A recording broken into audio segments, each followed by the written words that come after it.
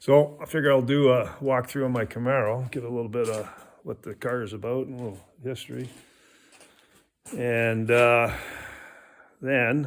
because we got 6 inches of snow here a couple of days ago, I was kind of hoping to put this thing on the road this weekend, but that might be next weekend or the weekend after. But then we'll go for do a startup and test drive, see where it goes from there. Hopefully it starts. But anyhow, this is the car. This is the engine. This is the car, 79 Camaro. Under here will be the next one. I'm not going to tell you what that is yet. Anyhow, I bought this car in 2008 for $200 in a camshaft. It was a 4-speed car. One of my mechanics got it from his nephew. The engine was blown up. It had a 350 in it. Saginaw 4-speed, and he was going to turn it into an oval track racer because that's what they have out here for racing. And I said, no way are you going to wreck a 4-speed car. So I offered him $200 and he needed a cam for an engine he was building. So swapped the cam out and got this. So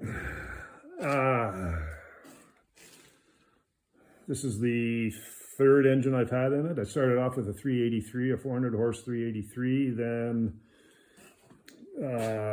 got these heads, the two AFR 210 heads. You can't really see them, but they're AFR 210 heads. And the Tunnel Ram, put a big cam in it. It was a 252, 258 or something like that. Solid roller bullet cam, hydraulic roller bullet cam.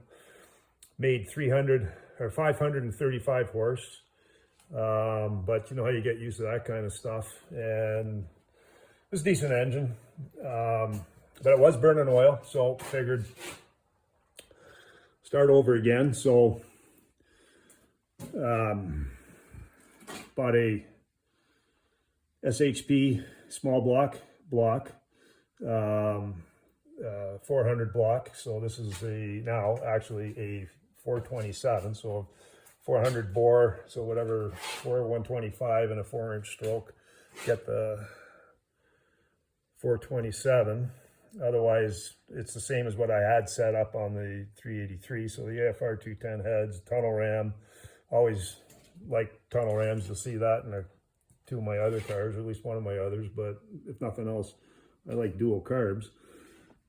This thing dynoed at 657 horsepower at 6,300 RPM and 585 foot-pounds of torque at 4,500 or something like that. It's a pretty decent engine. Pretty happy with it. Runs typically in the city 160, 170. On the highway, might get 170 on it. So it runs nice. It doesn't run hot. You're not always looking at the temperature gauge. Pretty decent. Nice driver. Big cam, solid roller. But because of the training I got, 5-speed TKO600 there, it makes it pretty drivable. These are the drag radials that I typically run on them, but I've got my regular TAs on here for now because I just want to save those tires, and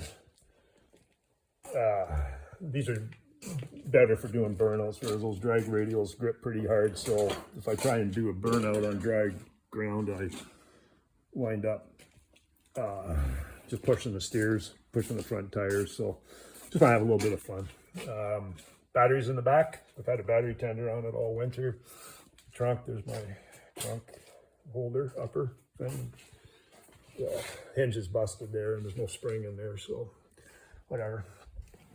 This is the inside. So aftermarket dash, I had a guy, this is years ago, found a guy on eBay, made these custom dashes, so I had him make me one and put that in there, put all these gauges in it. Unfortunately, the fuel gauge doesn't work, but I check my fuel. I fuel up every 250 kilometers. I'm up in Canada, so that's why it's kilometers. Here's the stick shift. So that is a TKO600 face plated. So What that means is the synchros are out and it's kind of like a dog gear type of deal, and very, very fast shifting. Just tap the clutch and bang, you're in the next gear. Or if you're just tooling around, you don't need to use the clutch. So most cases when I'm just tooling around here, I rarely use the clutch, and when I you know, having some fun or running it hard, I'll do the clutch thing. This button here is linked to this one, so that's my line lock. This one here is on off, so if I'm on a hill or parked leaving it, I don't really have a park brake on this thing. I use that as a park brake just to hold it. You know, I don't leave it on for too long, but it does the trick. And again, if you're parking on a hill, just a little bit of insurance. Although that transmission, once it's in gear, will not come out until torque is released. So if it's in gear and first, it's not going to slide out of gear like a regular synchro tranny would. So anyhow, that's pretty much it. Got my flex light fans. That's a Be Cool radiator. Little Sportsman or Sports, whatever they're called. Mickey Thompson. Tires, little skinnies on the front. Got a little bit of a fender bender. That's my body work. So a buddy of mine does airbrushing. I wanted to get a flame job on this thing. This is old school kind of chalk paint job on here, but I wanted to get a flame job on this, so we did the flame job, and he's really proud of it, and it looked really good. And I said, you know, looks excellent. I said, but we're going to make this thing look like it's been on here for 35 years or 40 years. So we got the Scotch-Brite out and scouring pads and started roughing it up, sanding through it, kind of get a little bit of wear and tear. That stuff's just kind of flaking off there, but it is what it is. But the more wear it got, the nicer, the more I liked it. So kind of put a little bit of patina into it. And the other thing I did with this is I did the linseed oil treatment. Boiled linseed oil. The paint was really faded. Right now it's dusty because it's been sitting in the garage all winter. But did the linseed oil, and it really brought the color of the car. It really brought the black out. So I'm going to do that again this spring here. Give it another treatment. And it's usually good for me, for what I use this thing. It'll be good once or twice a year. I'll have to do it, if that. So there's my, see down there, the solenoid for the line lock. Elbrock carbs. And that's just Eagle rotating assembly, comp cam, 263, 273 cam at 50. Solid roller, like I said. Good cam, good engine, lots of good stuff in it. Solid.